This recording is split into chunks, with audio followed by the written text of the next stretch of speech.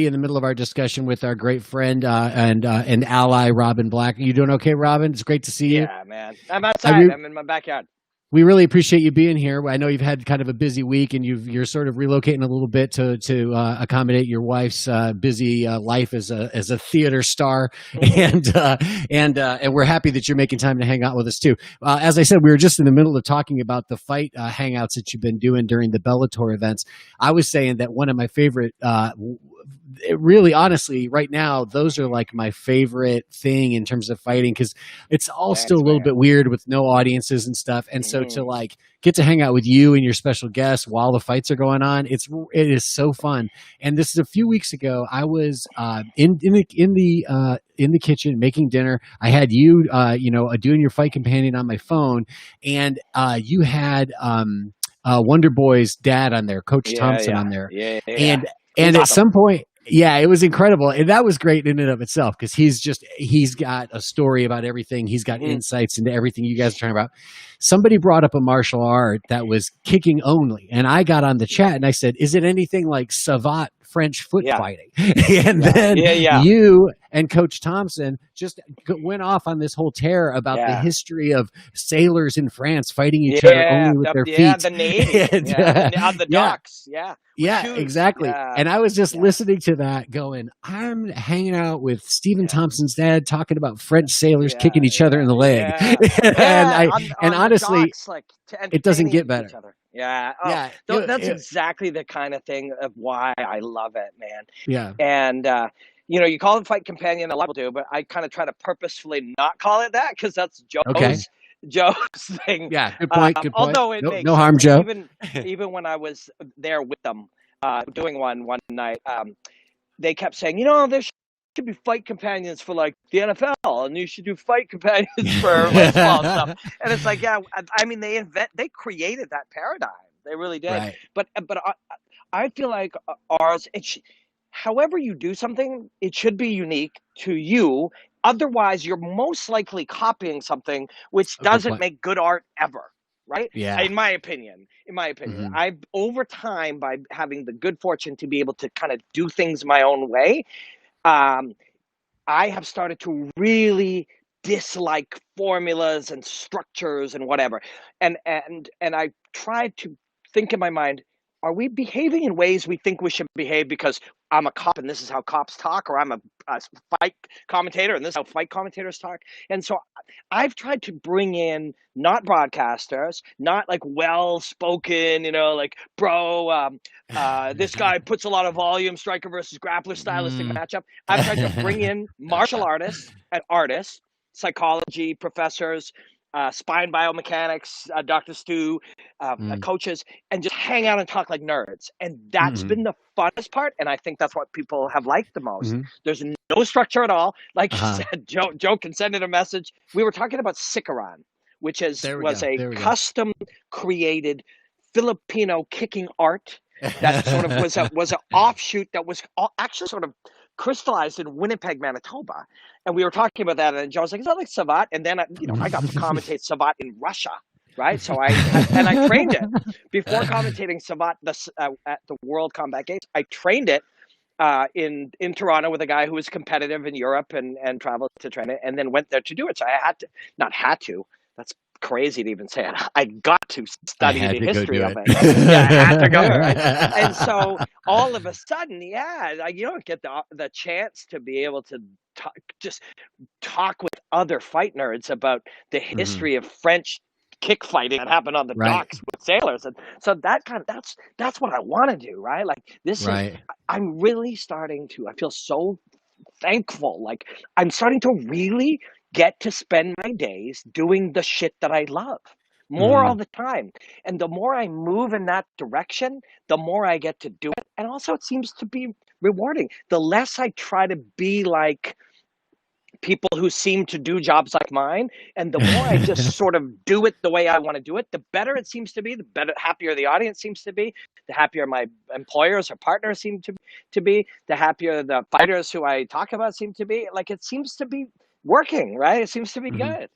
Yeah, that's killer. You've said the word nerd twice now, and I like that because when I was thinking about getting ready to talk to you today, I was thinking about that fight companion and or that fight. What do you tell We me? What call you them call it? watch parties, but Okay, watch parties. I was just thinking as about generic as possible. A bunch That's of guys, okay. but it is a watch party. We drink Yeah, beer at times. We drink yeah, excessive amounts of coffee, and yeah, I'm sure some of the guys yeah. haven't smoked cannabis on camera, but I know they Right. were. I know Dor Ludwig seemed like he was a little mellow when he came in. You know what I mean? Like, Yeah, exactly. Yeah, he seems to hang for a while, right? Yeah. Yeah. he's a good dude, man. Yeah. Brilliant guy. It Brilliant made guy. me think about that when I was thinking about the watch parties earlier, anticipating our talk today. It reminded me of the fact, like you keep using the word nerd to describe it. And it really did. It reminded me just thinking about it that, people, they think of this sport in these different ways that are like, there's reasons why. And a lot of times the biggest, loudest aspects of the sport are, bully, tough, mean, kind of, that stereotype, chauvinistic, all those things. Mhm. But if you're inside it at all, on any level, really, like, especially if you follow the sport just a little bit and you follow the fighter stories just a little bit, you find out that almost every fighter, here's the story. I was a little kid. I got my ass beat, and I needed to They're protect dorks. myself. And they're all They're dorks. Yeah, for sure. They're all Of dorks. course. And But certainly that's the people like you who analyze it, and the people like us who watch the sport and comment on it in some ways, and the more traditional journalists and everything. I mean, it's full of geeks, obviously. dorks. Yeah, and it's just as much as like video game guys or comic book guys just happen to be fight guys. Yeah, for sure. But I think here's the dirty secret. It's like everybody's a dork for something. Like everybody's a nerd for something. That used to, when I was a kid, it was a derogatory term. Now people brag about it. Now nerd culture is nerds are running the world. And that's not just, I mean, fucking running Google and Facebook and whatever this platform is. I mean, now nerds are powerful, right? Like being a nerd is a good thing, and every nerd, you're just a nerd for the shit you really like. Like, there are people who are into, soda, like custom made craft sodas, who drive all over the place to drink them and buy T-shirts on them and tell you what in things are in it. People are nerds for shit, and Yeah. and to me, that the great thing about that is, like, if you just hang out and do the thing your own way, whatever that thing is that you do, you can probably build some semblance of a hobby or career or small job or a side business or something, just nerding out on your shit, because there's a whole world of people. It's a strange one with fighting right now, because I feel like it seems so obvious to me that we are going through the royal machine, we are going through the motions of behaving the way that we think promoters and broadcasters and television channels and stuff behave, even though the audience doesn't really want that anymore, right? The audience just want to hang out and talk about cool shit. We just want to consume interesting stuff. We want real and authentic and meaningful. And I think that you find it on Twitch, and you find it on YouTube, and you find it on Instagram, and you find it all these places. But the big mainstreams of things still somehow, don't feel it or see it. But I feel like things like hanging out and talking is much more real now than putting on a suit and lighting in a studio and sitting here and the three of us writing out our questions and then answering them, saying absolutely an opportunity and whatever words that we use in those settings. And then at the end, cut. Great job, guys. I think we killed it. We went home. Nobody said anything. And that's the end of that. Right. I think the world of whatever it is you're to, you just want to hang out and marinate in it and look at it in as many different ways as possible. Yeah. Well, I'll tell you what, I was watching did you guys catch the Ali Frazier run that they just did on ESPN?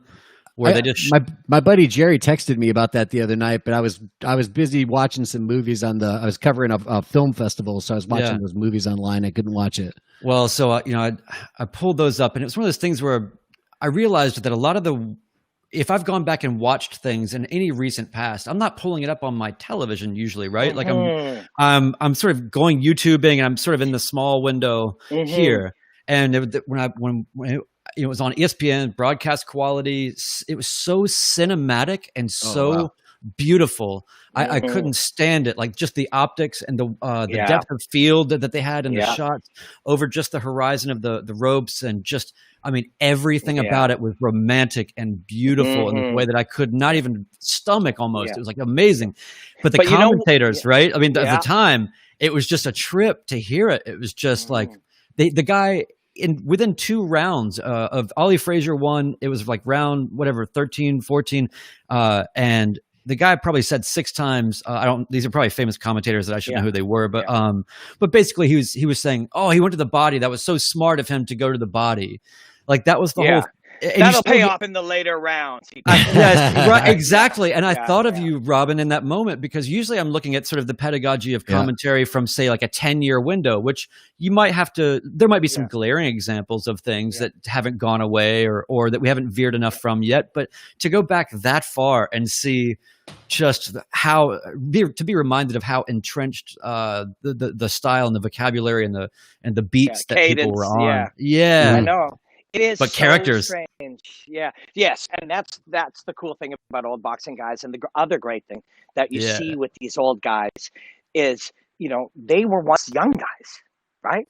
And their world allowed them to become a 55-year-old expert and a 60-year-old expert and a 65-year-old expert, and that's really promising for the rest of us, right? Just because fighting is young or younger, it's now getting a little older. It's okay now. If you really are going to be an expert in something, you should have more expertise at 60 years old and should have more nuance and subtlety. So there's a beauty in seeing these older guys get to do this thing. But the goal to me has to be to continually learn.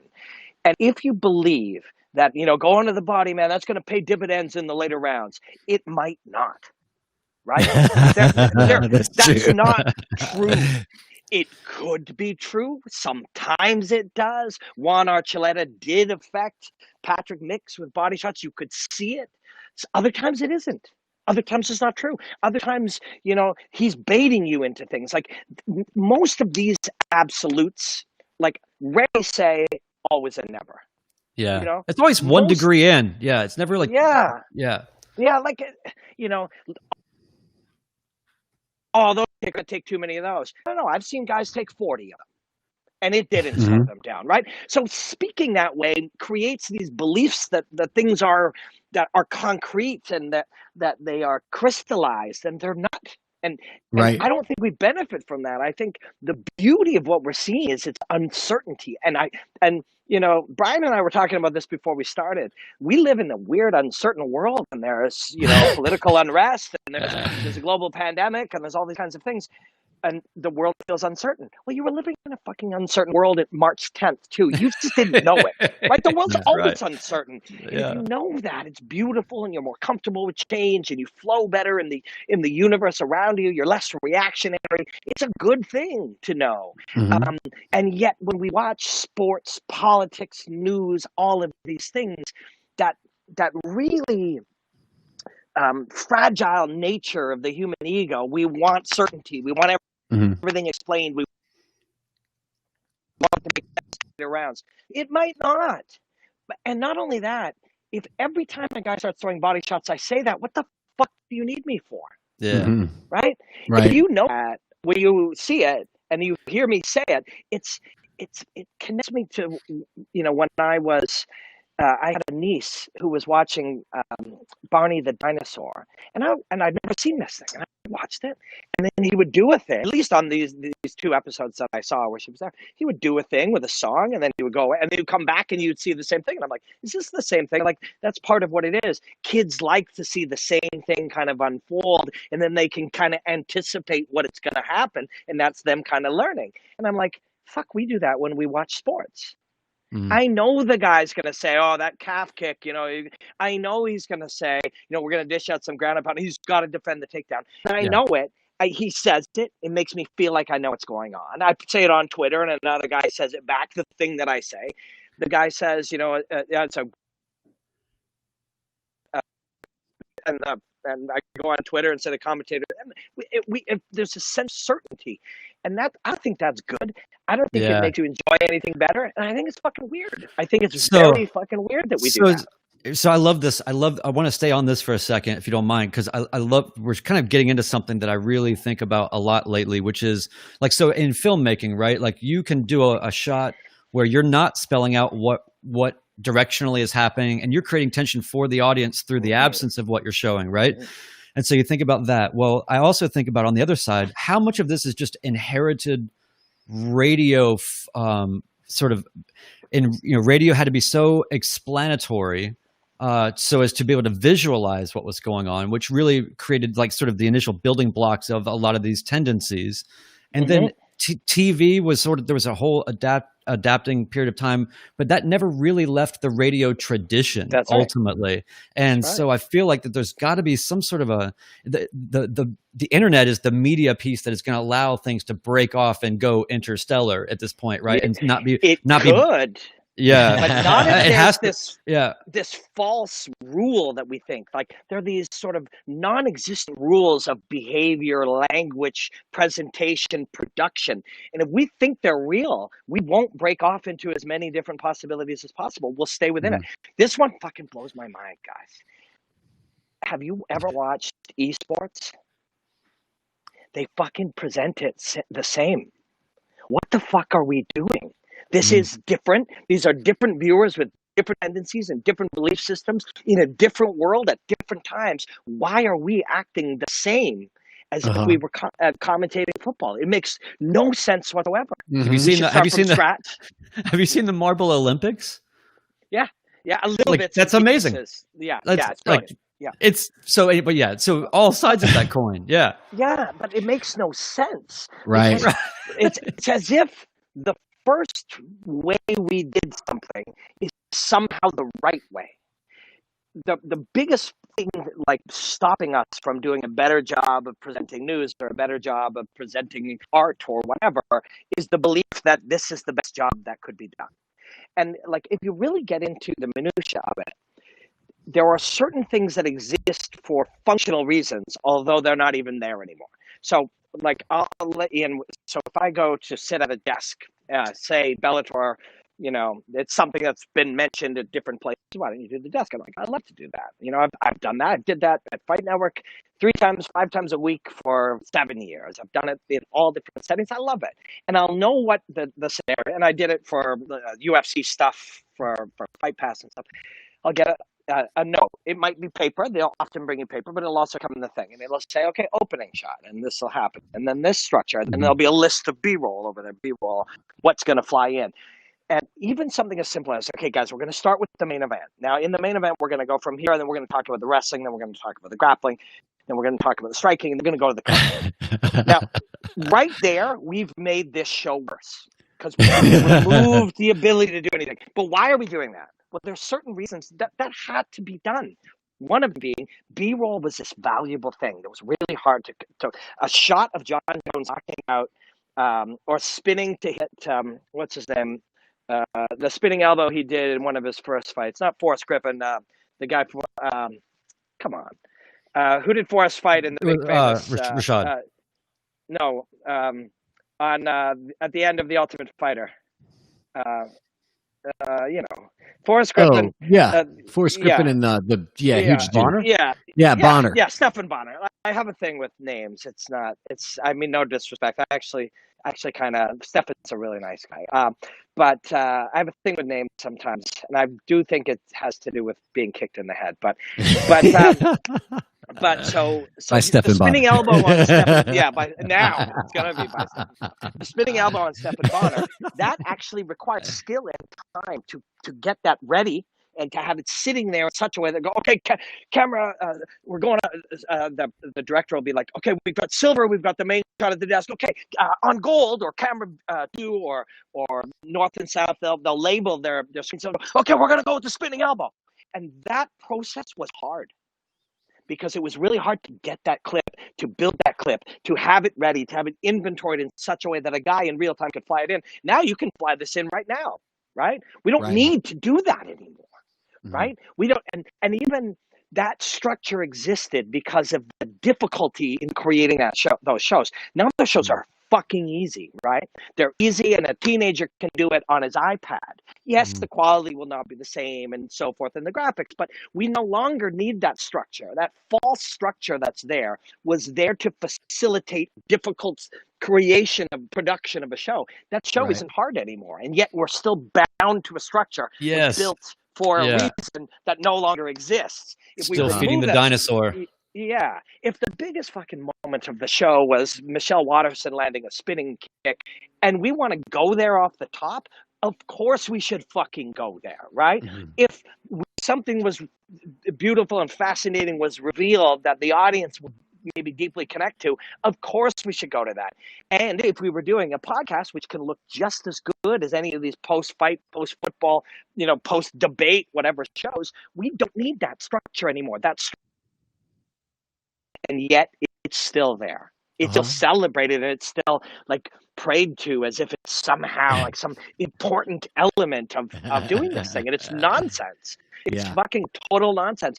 This will all unfold in 2022 or 2023. A couple other things will come along that will be really big, that will break these structures, and all of a sudden, the snowball will happen where people will be like, "Why the fuck are we making shows like this anymore?" Wait, because our producer is 63 and he's been doing it since he's 20. And whenever we bring up, "Hey, maybe we should do it a different way," he says, "Bro, I've been in this business for 35 years. I think I know how to produce a show."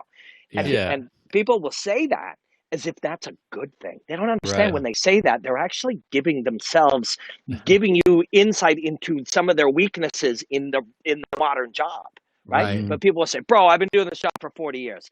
Don't say it like that. That's not a good thing, right? Don't tell anybody. That's not a good thing, right? Right.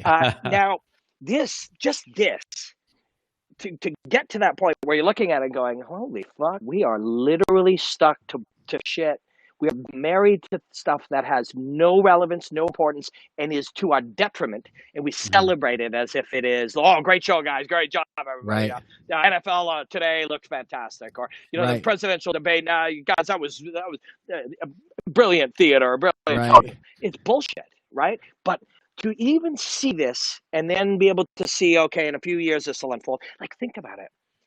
Joe Rogan podcast, Barstool Sports, fucking Wave TV. All of these things are bigger than most things we watch on TV. They're all different. And yet if you went back to ESPN SportsCenter and said, "Hey, man, what about Barstool?" They'd be like, "Well, let's try to create our own." And then they would do it with the same old nonsense structure, and it would be terrible. They're literally, usually what happens is you get a couple of them and people say, "Oh, they're outliers. It's just a weird thing. That'll never really work." And it's until there's like 20-30% of the space is done in a new way, and the old one literally looks retro and old and outdated. At some point, usually people have to be fired, and there has to be massive shifts in these big corporations for things to change. But why the fuck we're making TV of any kind that way makes no sense. And that same thing goes with what we were saying. We shouldn't be just acting like a commentator or speaking the way all police always speak or behaving the way that every doctor behaves. You don't have to fill a role. Like the world isn't, whatever it is you do, we're podcasting. There's no podcasting role. That's the way it should be done. There's no, and if you think there is, you're limiting yourself for unimaginable reasons, right? Like you should, the world is there it's all wide open. There aren't two perspectives to everything. There's 1,000 perspectives. There aren't, either a formal or an informal way to do it. It's not only punk rock or classical music. There's fucking everything. Right. And it takes change like we're in right now to see it. And even when you see it, still 75% of the people who hear you say it will be like, "You're crazy. You can't do that." When Barstool is doing that every single day, and they're bigger than everything else, right? Exactly. So it's I don't know why this is, but it takes people a while to see what's in. Sometimes the forest for the trees things, or the trees for the leaves. That's just life, right? Right. One of the things that's weird about it to me is that, one of the big sort of causes of this disease is the fact that you're basically taking a broadcast model. Before we even talk about the futility of trying to put that model in the internet sphere. First of all, you're taking a sports model and you're expanding it across baseball and football into combat sports. And as we're going to talk about, combat sports are specifically a space where trying to give the viewer this reassurance that you know what's going on, it's not a good fit, because the sport is inherently full of lies and deception, Robin. The sport is full of secrets, and this will bring us to talk about your new series for Bellator, Fight Secrets. Tell us a little bit about that, and how you're bringing a new perspective to the fight game, where instead of trying to tell people, be assured, you're telling people, this is how it works, maybe.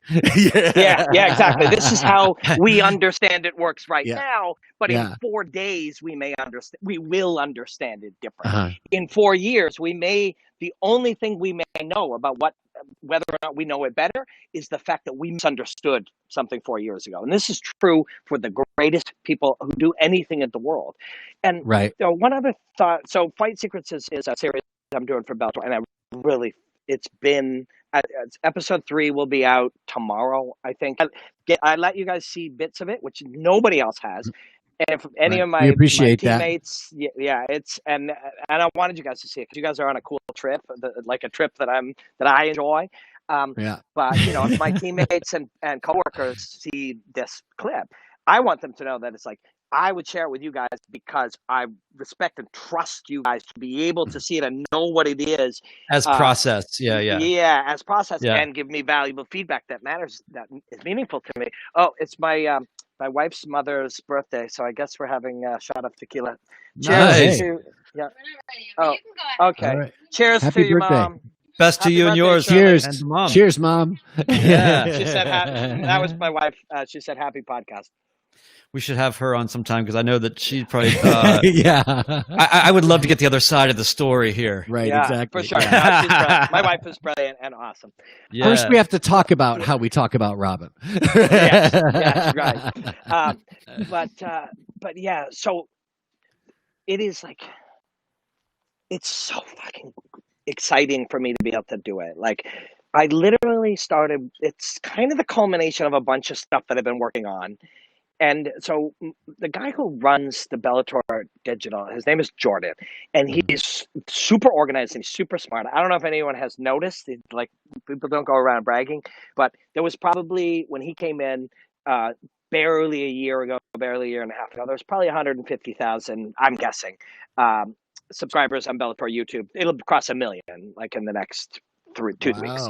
There's 2.5 million people following it on Instagram. There was probably 500,000 or less a year ago. Like, this guy knows what the fuck he's doing, but he's also super been like, yeah, Robin, we buy you to do your thing. So cool. Yeah. I like the sound of this thing. So literally I can build this whole piece and then hand it to an editor who then adds stuff. What you guys didn't get to see, but you'll see tomorrow, is a bunch of sort of digital art too. And then we select just the right kind of classical music. And in this one, it's also some Chinese classical music, and then blend it all together, storytelling, and taking bits and pieces of stuff by, I used to make 7, 8, 9-minute breakdowns around 2013 at Fight Network. When I went into a world of having to understand a 1-minute breakdown, it made me see the micro in a different way. But now I can come back out and use that micro to build a macro, right? So within this 10-minute episode, there are 4 or 5, sometimes 6 1-minute little mini breakdowns. But then I'm trying to find some deeper meaning or story or fight philosophies or storytelling, metaphor, history, whatever. And so within it, you end up with, 27 different possible ways to interpret it. That's the goal, I was just going to say, Robin, I hope that that how I see this is sort of like this is the butterfly happening, man. This is some seriously cool shit.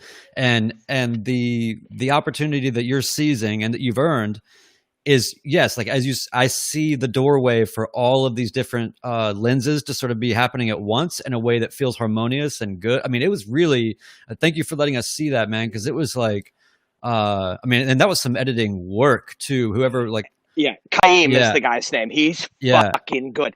But I literally will go and I'll build all of the fight sort of breakdown elements, and Yeah. then shoot me doing it, and then just hand it to him. And then Yep. he then takes all of the layers of the cake, builds that thing in. But then Yeah. I Wow. got to chat with him. It's like, okay, we need the music to feel this way to swell in this time. But then also during this, and I read from The Art of War in it, as you guys saw.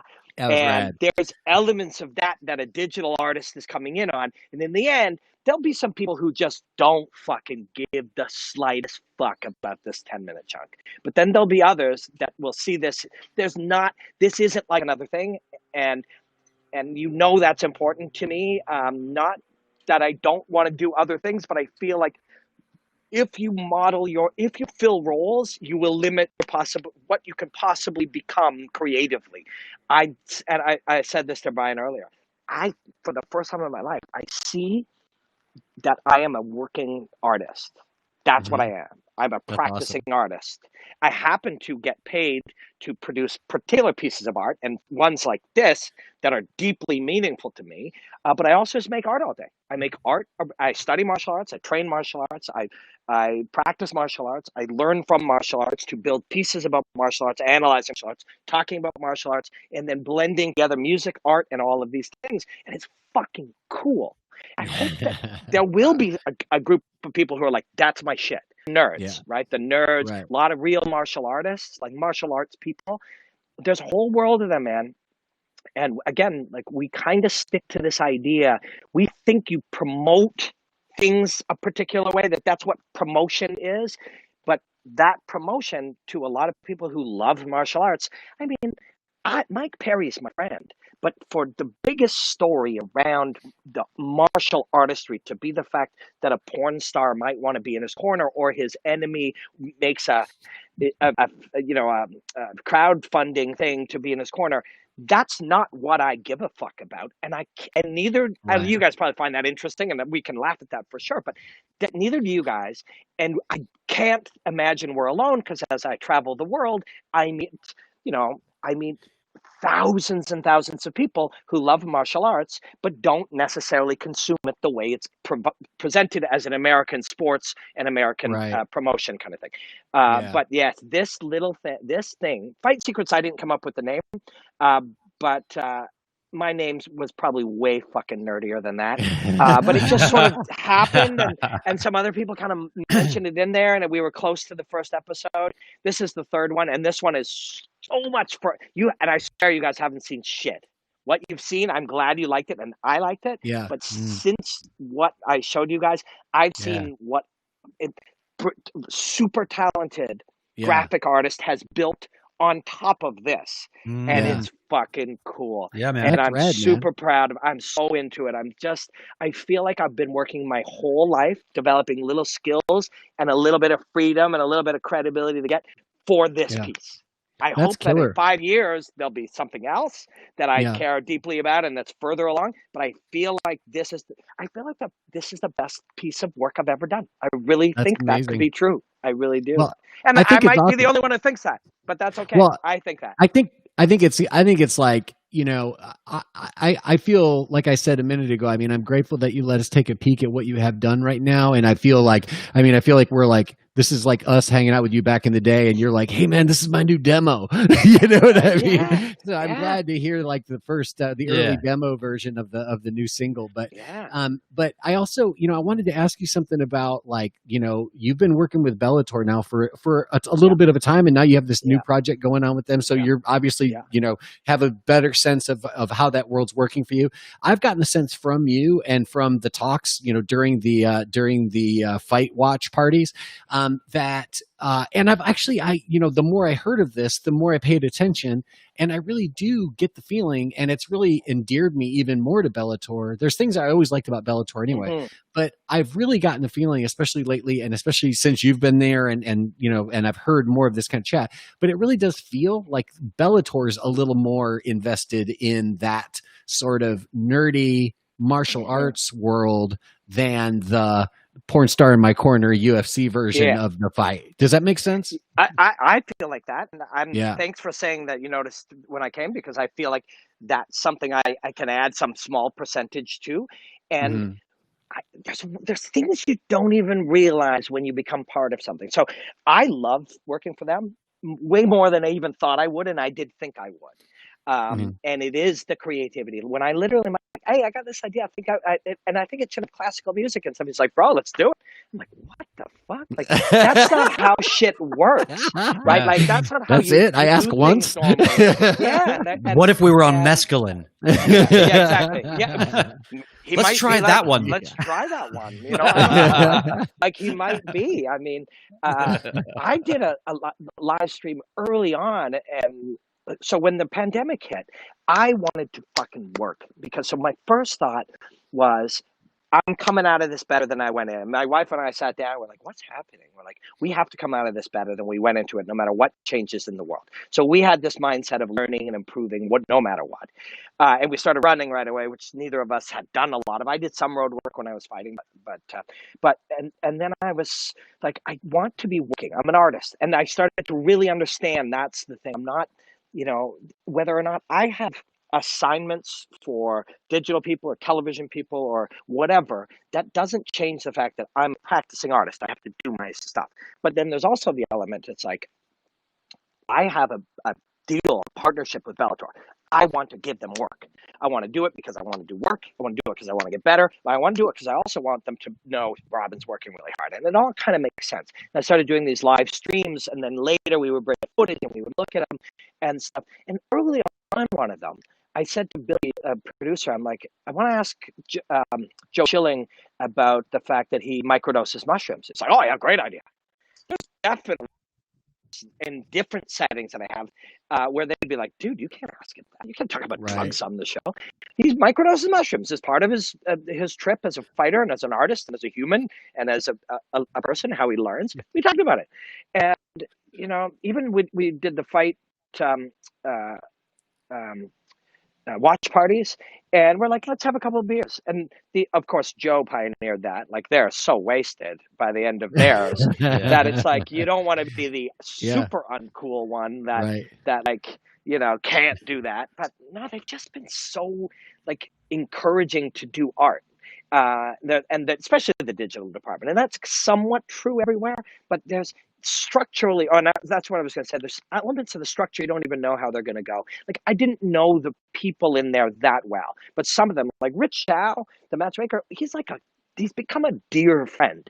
Like, and he's a martial artist now. And Joe Silva and I are friends, and I always liked Joe Silva. A lot of people didn't sound like they didn't like him. I was like Joe Silva. Joe's a martial artist.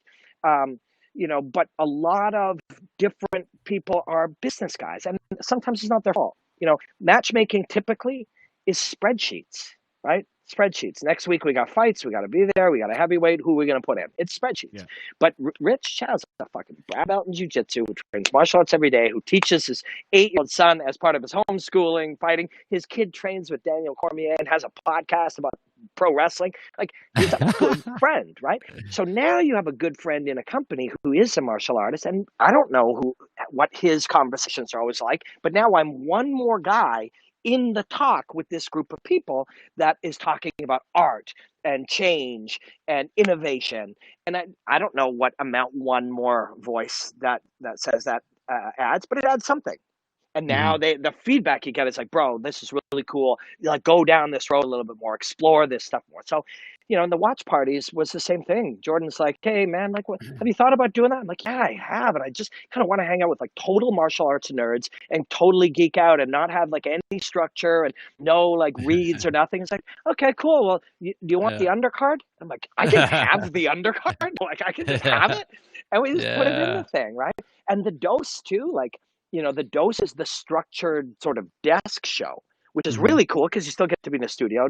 I get to work for TSN in Canada too, which is the sort of coolest, most innovative level of old school television. Wouldn't even call it old school, but But with the dose, same thing. It's like the producer is Billy. Billy is super creative, super experimental, super innovative, always looking to grow and change and look at things differently. You know, if we want to try a drone shot in the studio, he'll just be like, "Let's fucking try a drone shot in the studio," right? So all of a sudden, you're in there. Not only are you getting all this permission, but on some level, you're adding it back, and you become. So I love being a part of a team. And I love being a part of where it's something larger than yourself, but it's got to be the right one. Yeah, you know, and it makes the right it makes one. a lot of it makes a lot of difference too when you're actually still. I mean, everybody's ultimately still working for the man in some way or the other. Somewhere down the line is the man, right? And like inevitably. And so I guess what's cool and what it sounds like is happening with you is it's like when you can create something new or just have the balls to do something new inside an organization, it's amazing how much energy you can get. Everybody's starved for it, but nobody's just been like, hey, let's go that way. And people are like, yeah. And then once the man sees that you've got buy-in and energy moving all in one direction and willing to iterate and grow and for their benefit, and they can just see a few examples of that. It's so hard.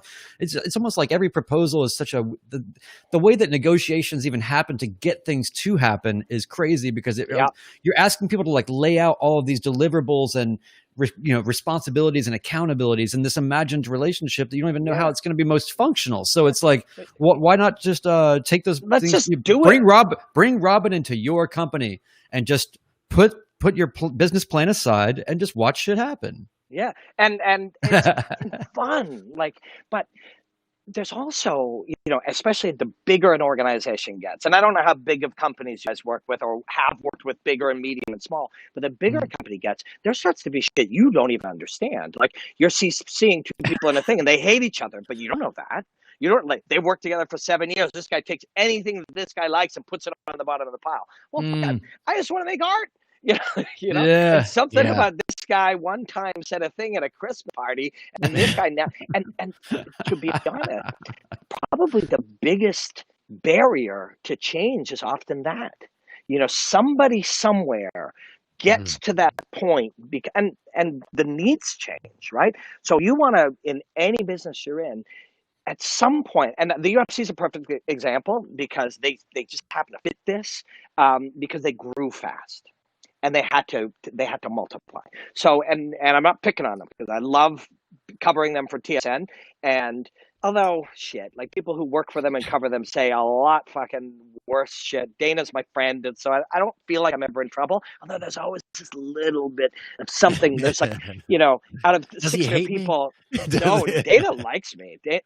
And this is what my agent said, like 6 months ago when we were looking at some deals. She's like, if Dana started from scratch, you'd be one of the guys that he got. And she's like, everyone knows that, but you don't get to do that. There are this infrastructure of people who have their own systems, some of whom you offended at some time. You didn't realize it. Just by not behaving in the way that they prefer things to go. If you, and depending on the organization, if you've got a really good idea and you're just crazy passionate about it and you just go, well, this guy just won't like read my emails or let me try it or even watch the video that I spent all weekend making about it, I'll just go to the next guy. And you go up the ladder. That guy you just skipped over might have it out for you now for the rest of your time there. You don't know these things, right? But these things are real. They're as real as any other thing. So you have to figure out how to live within them. And for me, the answer was, fuck all that noise. Every minute that I could possibly spend seeming how to make the vice president of something like me in such a way that would help boost my thing is a minute I didn't spend making better art. And I'm not going to fucking spend it, right? And I never have. And I played it a little bit, trying to understand it when I was at Fight Network. And then in that little blip in between where, basically Joe Rogan referred me to Dana and he said, you're hired, you're moving to LA. In that little window, I was like, how do I make sense of this? And my answer eventually had to be, you don't. This is not you. This is not your. And then all of a sudden Bellator comes along and they pride themselves on being there's always going to be some of that in any organization, but on trying to be different. One, they're happier, they're smaller, they're able to be more agile because of that. But the other is somewhat intentional. Scott Coker looked and said, from a business standpoint, where would the very large 1,000% our size competitor, where are they possibly weak? Oh, they don't have good relationships with people. Well, a differentiating factor of our business is we do. And so it becomes a priority. And so you hear this from a lot of fighters. Michael Chandler will go over to the UFC and it'll be a great chapter for him. When all is said and done 10 years later, I think Michael will enjoy his time there. He'll enjoy his journey. He'll enjoy hanging with Dana because Dana will like Mike. And at the end, he'll say, yeah, I liked all of it. But, and when he compares them, he'll do the same thing that anyone who's been to both those. This one was more laid back and relaxed and nicer and gentler and less stressful and less bullshit. And less trying to figure out why some vice president doesn't like me and whatever. Right. And that was a lot better way to live your life. Playing the bar every week in your hometown versus yes, everybody gets, a lot of people will get to the point where they're playing stadiums every night, but does that really, you take that opportunity when you have it, of course, but you can't sustain yourself as a person and just always play. I mean, even the best artists will try to find intimacy in their environment or do something 100%. different. So it's all the same kind of instinct, I think. For sure. But these days you absolutely do. If what matters to you with your art or whatever you present or your performance, if you're a fighter or whatever, one of the things that's important to you is that there is an audience who consumes it, and most artists want their work consumed, you can have a larger audience through doing it a different way now. 1 billion people have watched my breakdowns. Like 1 billion. Congratulations. That's amazing. I put that out yesterday, and it's hard to really track. You go and you count, you made thousands of them, and you find the top 100 that did 7 million there and 1 million there, and Khabib and the Bear did 30 million or whatever, and you start pulling them together, and then you go, okay, I get to 700,000 or 800,000 in, the top 20%. You extrapolate, we're over 1 billion now. 1 billion fucking people. I mean, I don't need to sit, next to Joe and John Anik to reach people with martial arts anymore. Right. That's awesome. That was specifically the goal before. And now I understand that's not a logical goal. If your goal that you define, and we all do this, it's very normal. The mistake I made was a very normal mistake. And anyone listen to this, who likes to plan or have an idea of what you might like to achieve, we've all done this. I want to commentate the UFC with my friends Joe Rogan and John Anik and sit with the two of them and do this, and I know it'll be great. And I do know it would be great. That goal of I would like to achieve a job. A goal of I would like to achieve a job means you have to focus on figuring out how to get the human beings that cast that job to believe that you are right for that job. That's not a goal. That doesn't make sense. I can't live my life trying to figure out how to make two people think that I would be correct for this. That's inauthentic. A real goal would be, I want to make the greatest work that I can possibly make. I want to become the best artist I can become. I want to try to improve constantly until I'm making work that I'm proud of. And I want to be able to share it with a lot of people. That goal I'm achieving. And that goal 1 billion is a lot, by the way. Billion is a lot of fucking people. A billion's a lot. It's a lot of people. And I maybe told you guys this because I told one or two people. Do you know Laura Sanko? She does some UFC broadcasts. She does great. She's Laura's awesome. She's fucking awesome. She's beautiful and smart and a martial artist and talented, and she's excellent. And we're friends. And we sort of came into their orbit at the same time. And early on, and I'm not speaking out of turn, this is a very normal thing.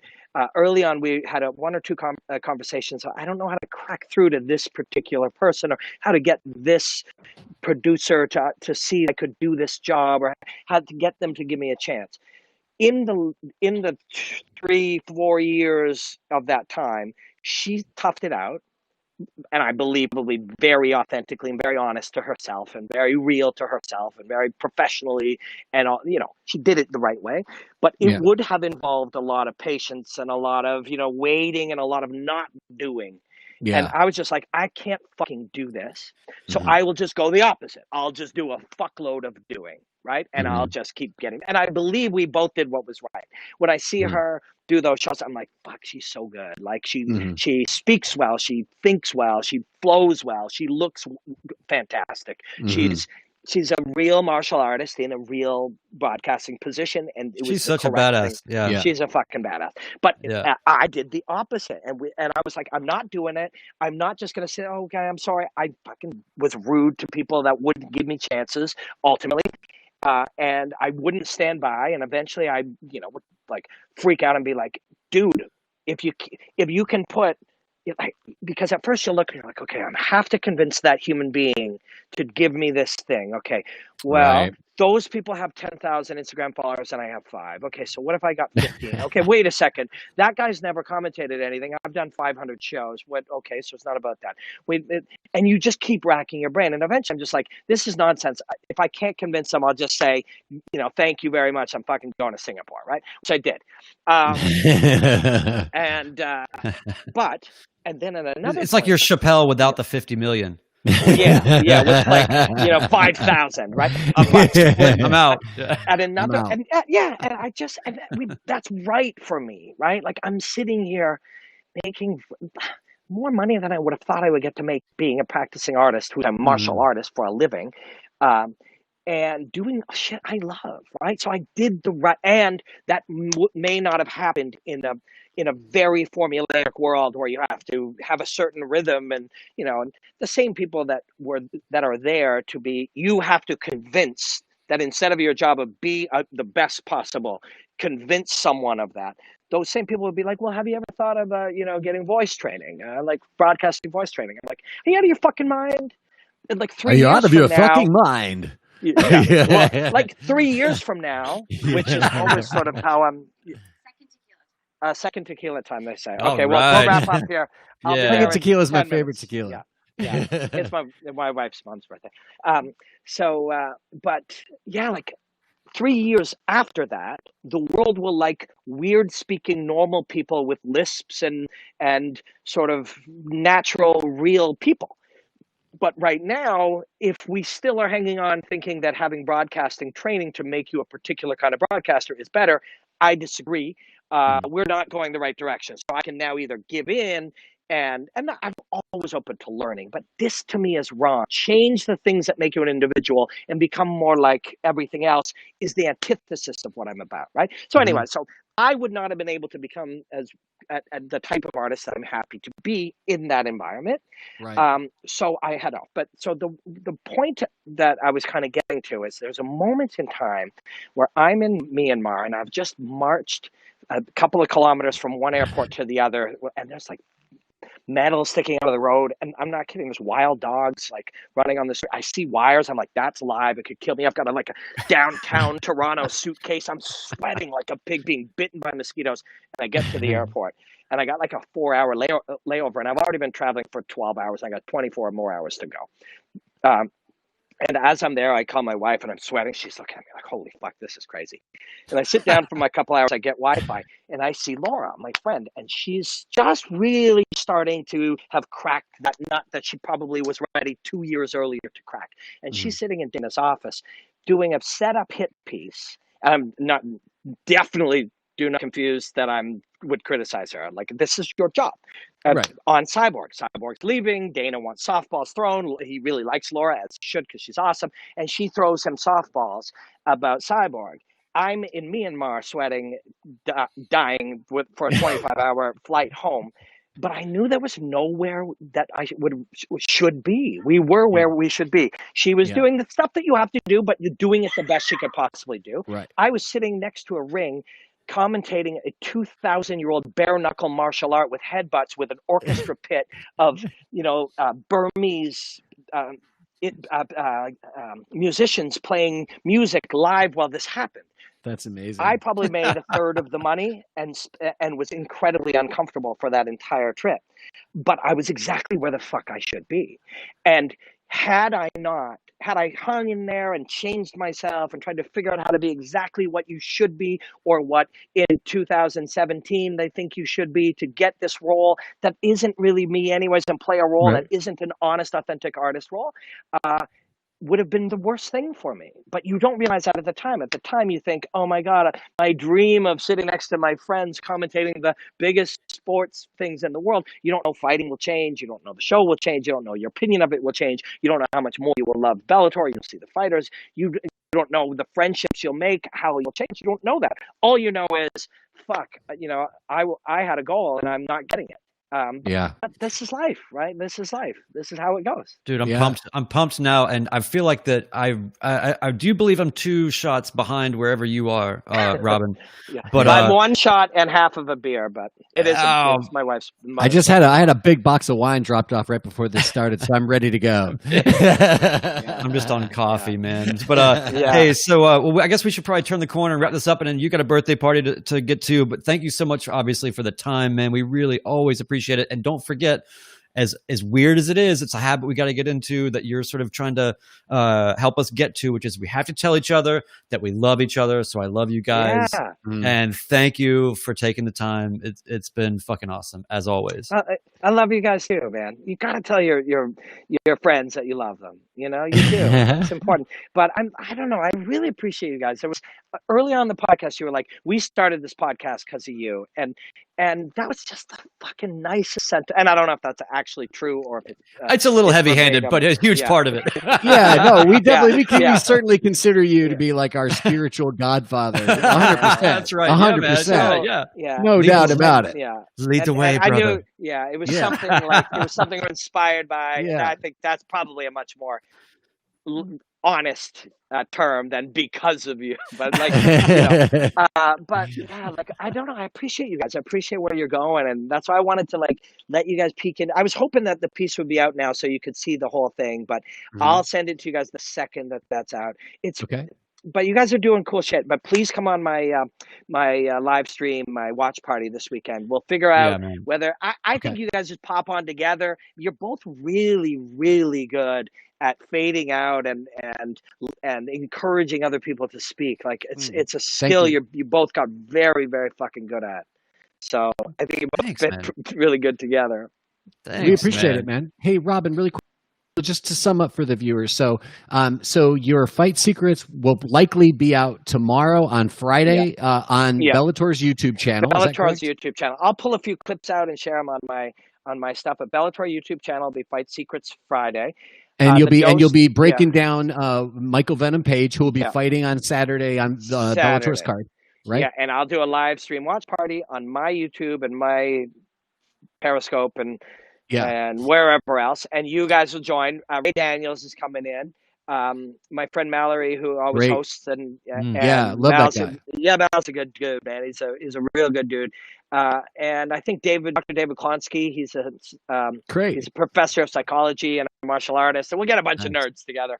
But I think it's about, you guys are Central Time. It's about 11:30 a.m. Eastern Time Saturday. Well, I get to stream the fights right in our the undercard, right in our thing, and then it's on CBS after, and we hang out and watch the fights together. Love it, man. That sounds good. All right, so we'll try to jump in there with you on Saturday, and anybody who's watching, like, try to catch up with us. If you haven't watched one of these watch parties with Robin, you really need to, because even fighters you don't know about, or like maybe you don't usually watch the undercard or whatever. When you're watching it with these guys, it's a whole other level, and you really get an appreciation for the fight, or you got a great group of guys to hang out with and ladies to hang out with, to talk about how much you love the fights, and that makes all the fights better. Also, I want to say real quick too that one of the coolest things about it is, the fight experience can be a long night sometimes, right? And so it's kind of like you're hanging out with your friends. And if you were hanging out at your house with your friends, you're not like bound to sit across from them for 6 hours, right? Like you leave the room, you go have a drink in the room, you do whatever you're doing, whatever. You pull up something else on another thing, and and it's just cool because the way that you guys have it set up, which is just to kind of just go and be, and it's not something where like, oh, I missed some preconceived thing that now I don't understand what's going on or whatever. Right. You can get in and out of the pool at any time. That's what I really like about it. Yeah, cool. Well, you guys maybe come in, a half hour into it. I'll send a link and all the details. But if you pop in a half hour in and hang out for a couple hours, it'll be fun. Yeah. Be That rad, sounds man. good, All right. Robin. We appreciate that, and we appreciate you being here with us today. Anybody who doesn't know, when we had our big 100th episode show, we were very excited to have Robin on that show, but it just turned out that he left town for that week, and we weren't able to bring him on then. So I'm glad we got you on now, so it feels like we've made up for that miss, and we'll have you on again. I think you're actually our at this point, no one's been on our show more than you, and it makes sense, you being our spiritual godfather. I'm your spirit animal. Yeah, you're our spirit animal. That's even better. Anyway, we love you, Robin, and thanks everybody for listening today. Check out Robin's fight secrets on the Bellator YouTube channel tomorrow. Check out the Bellator fight on Robin's network on Saturday, and we'll see all you guys next week on the ArtFight podcast. Enjoy the hostilities, my friends.